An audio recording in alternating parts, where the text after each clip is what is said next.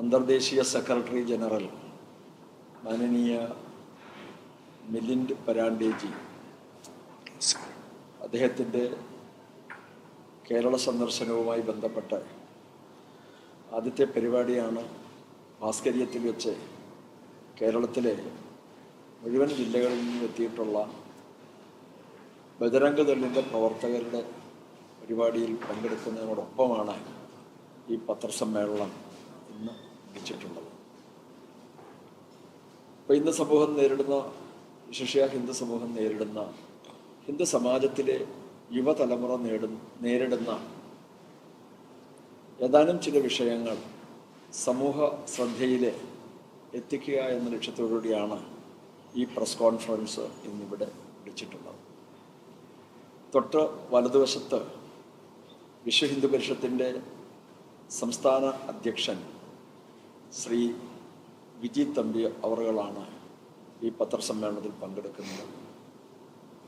ഞാൻ വി.ആർ. രാജശേഖരൻ, വിശ്വ ഹിന്ദു പരിഷത്തിൻ്റെ സംസ്ഥാന general secretary.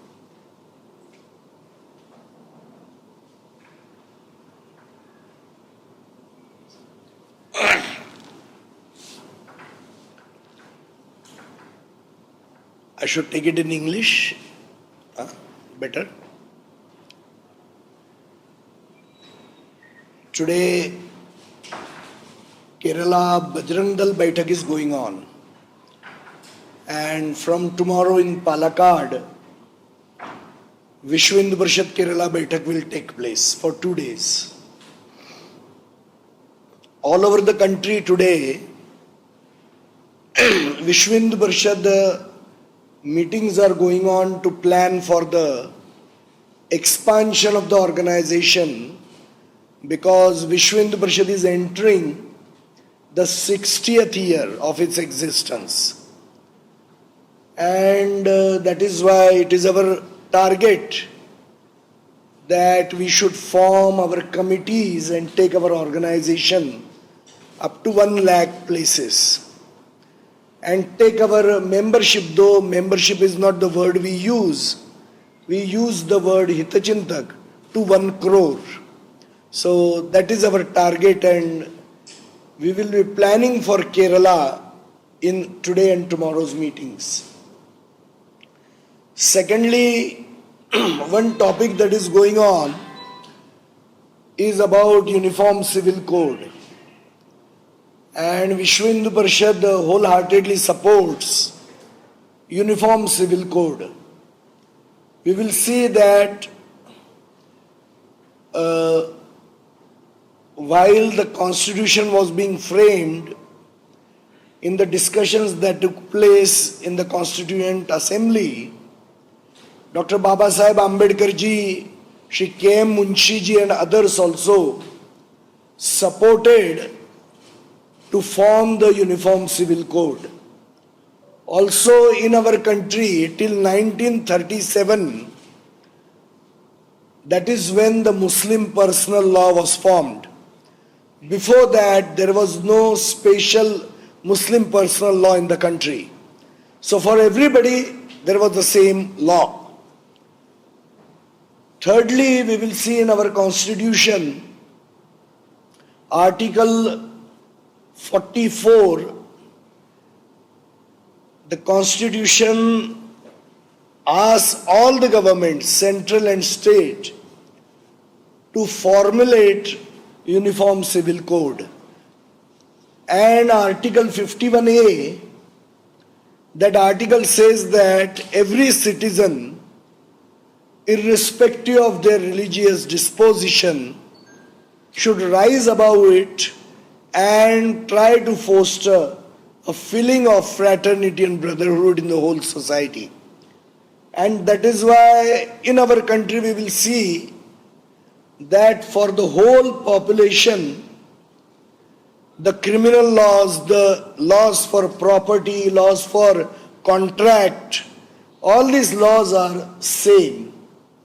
Only family laws are different, or personal laws are different. So there seems to be no really reason why there should be separate personal laws.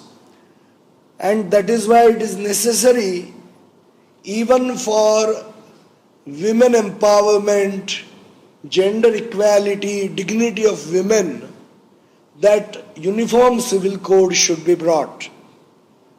Under certain mazhabs, the laws for the women are discriminatory, and those laws are centuries old. They are not up to today's modern times. Even child rights and all such type of things need to be addressed.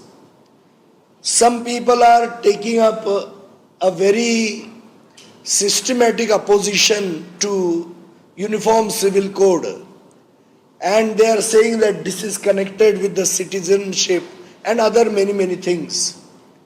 But uniform civil code deals with only what happens after marriage. It deals with succession laws. It deals with guardianship. It deals with divorce. Such are the matters that the uniform civil code deals with. Other issues it does not deal with at all. It does not deal with your religious practice also. And that is why nobody should really object to uniform civil code. Also, we will see that all over the world, most of the countries have uniform civil code.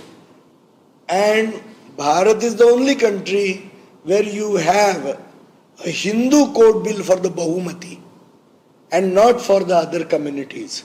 So this is a discriminatory attitude.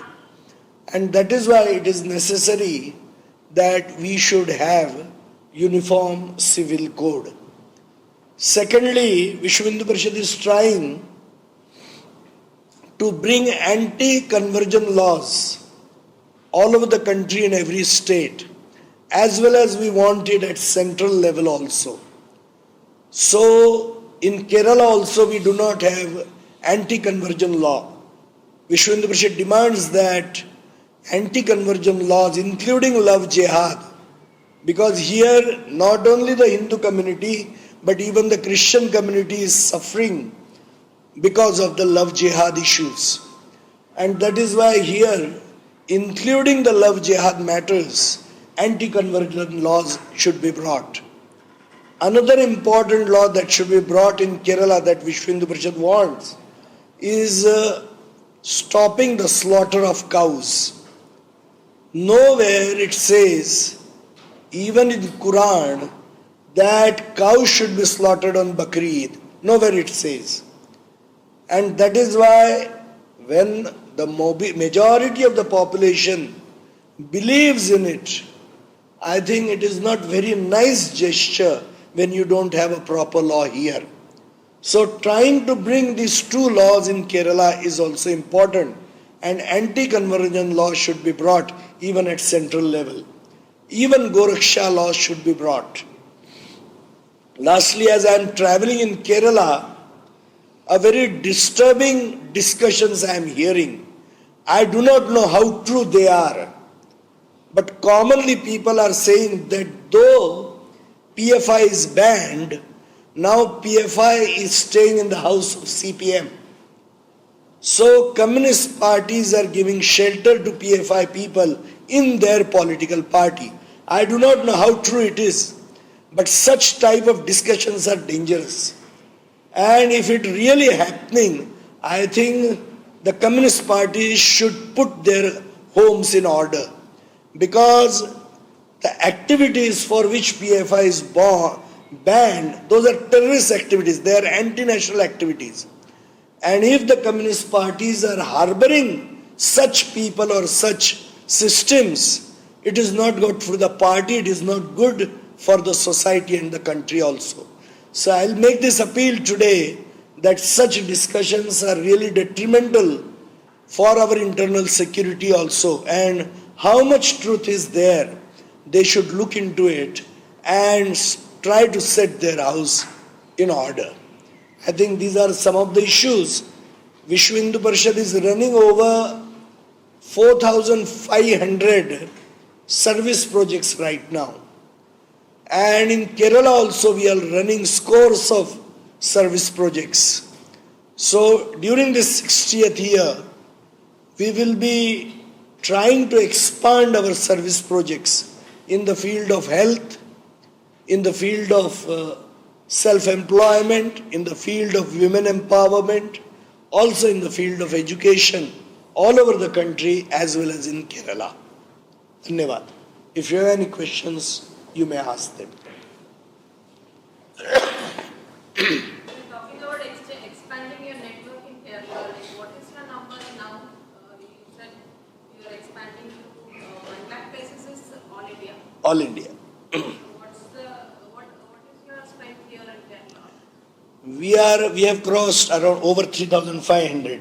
4,100. 4,100 committees we have. In 2024, our aim is to complete 7,000 places, 14 lakhs houses, 70 lakhs people. That is the membership I am saying. 7,000 സ്ഥലങ്ങളില് ഒരു സ്ഥലത്ത് 200 വീടുകൾ, അങ്ങനെ 7,000 സ്ഥലത്ത് 14 ലക്ഷം വീടുകൾ, 14 ലക്ഷം വീടുകളിലെ 70 ലക്ഷം ഹിന്ദുക്കളെ സ്വാഭിമാന ഹിന്ദുക്കളാക്കി 7,000 സ്ഥലങ്ങളിലും ചെറുതും വലുതുമായ അവിടുത്തെ പൊതുസമൂഹത്തിന് ആവശ്യമായ സേവന കാര്യങ്ങളും സേവന പദ്ധതികളും പുതുതായി ഇൻട്രൊഡ്യൂസ് ചെയ്യും. ഇപ്പൊ 4,100 സ്ഥലങ്ങളിൽ ഇപ്പോൾ പ്രവർത്തനമുണ്ട്. തൊഴിൽ പരിശീലന കേന്ദ്രങ്ങളും ആരോഗ്യ പരിപാലന സംവിധാനങ്ങളും വിദ്യാഭ്യാസം അദ്ദേഹം സൂചിപ്പിച്ചല്ലോ. അപ്പം അതനുസരിച്ചുള്ള കാര്യങ്ങൾ 7,000 സ്ഥലങ്ങളിൽ എത്തിക്കാനുള്ള തീവ്രമായ യത്നത്തിന്റെ ഭാഗമാണ് യുവശക്തി സമാഹരണം എന്ന നിലയിലാണ് ഇന്ന് ഈ യുവശൗര്യ സംഗമം സംഘടിപ്പിച്ചത്. നാളെയും മറ്റന്നാളുമായി വാർഷിക ബൈഠക്ക് നടക്കുകയാണ് പാലക്കാട് അശ്വതി കല്യാണ മണ്ഡപം വടക്കുംതറ. അവിടെ വെച്ച് കംപ്ലീറ്റ് ആയിട്ട് ഏതാണ്ട് എല്ലാ ആയാമുകളുടെയും പ്രവർത്തനം കൃത്യതയോടെ ഈ പറഞ്ഞ 7,000 സ്ഥലങ്ങളിൽ, കേരളത്തിലാകെയുള്ളത് 12,726 സ്ഥലങ്ങളാണ്.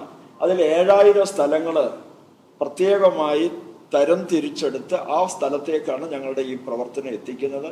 ചുരുക്കത്തിൽ 7,000 സ്ഥലങ്ങളെ വൈഭവശാലി ഗ്രാമങ്ങളാക്കി 14 ലക്ഷം വീടുകളെ സ്വാഭിമാന ഹിന്ദു ഭവനങ്ങളാക്കി 70 ലക്ഷം സ്വാഭിമാന ഹിന്ദുക്കൾ കേരളത്തിലെ സംഘടിത സംവിധാനമായി ഏകോപിത സംവിധാനത്തിലേക്ക് കൊണ്ടുവരിക എന്നതാണ് ഈ വർഷത്തെ ഈ ലക്ഷ്യം.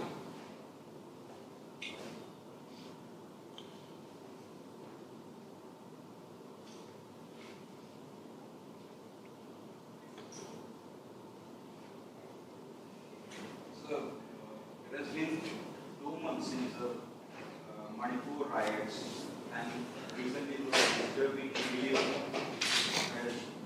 Why the government has failed to control the riot? See, what the video is about, it is a really shameful matter for our society and for our country. And whoever is involved should be punished very strongly.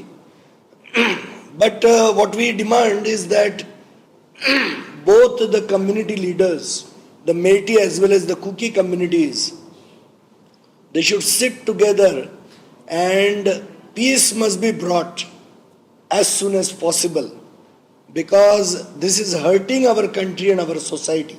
What is happening there, the killings, the atrocities, and there are, I think, drug money, drug mafia and weapons funded by drug mafia is also involved, where the people are entering from the Burma border.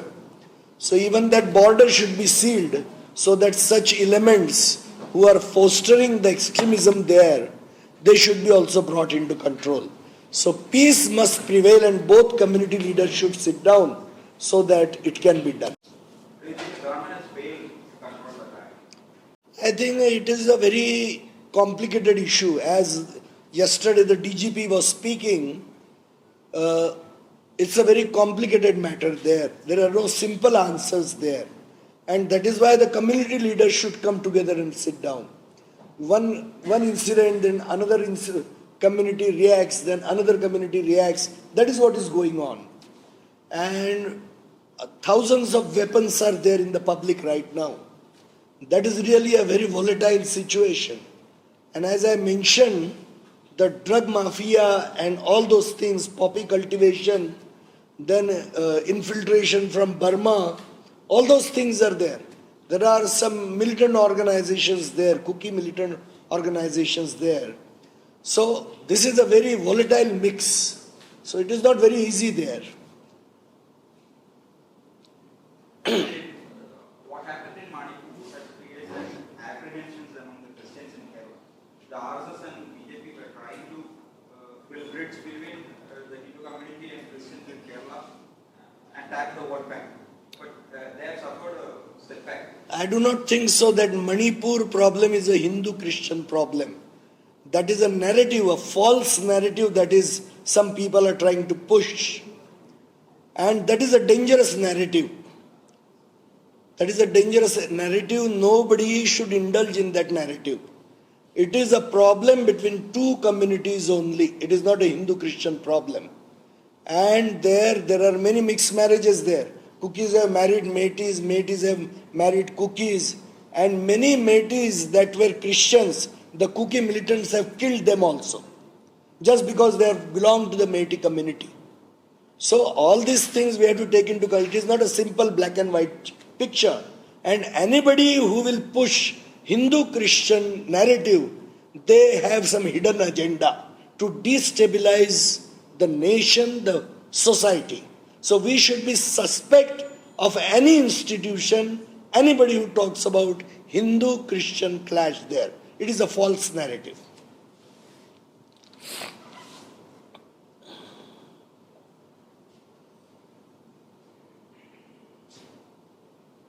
Do you think that the Modi government has been lethargic or slow in reacting to Manipur, that it has reached to such a... I think the issues are so sensitive there, and some people are trying to bring in politics.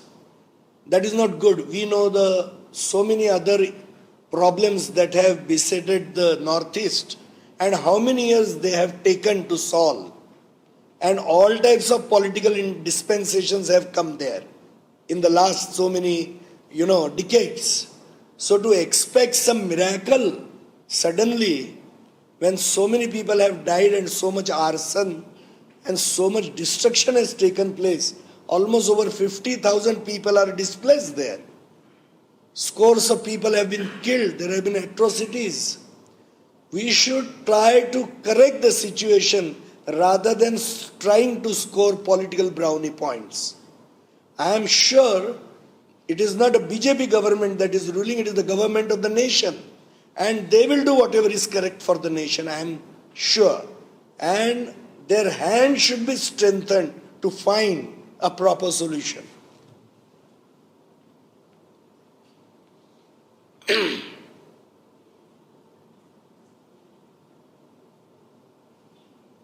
I'm sorry for my voice, some infection is there.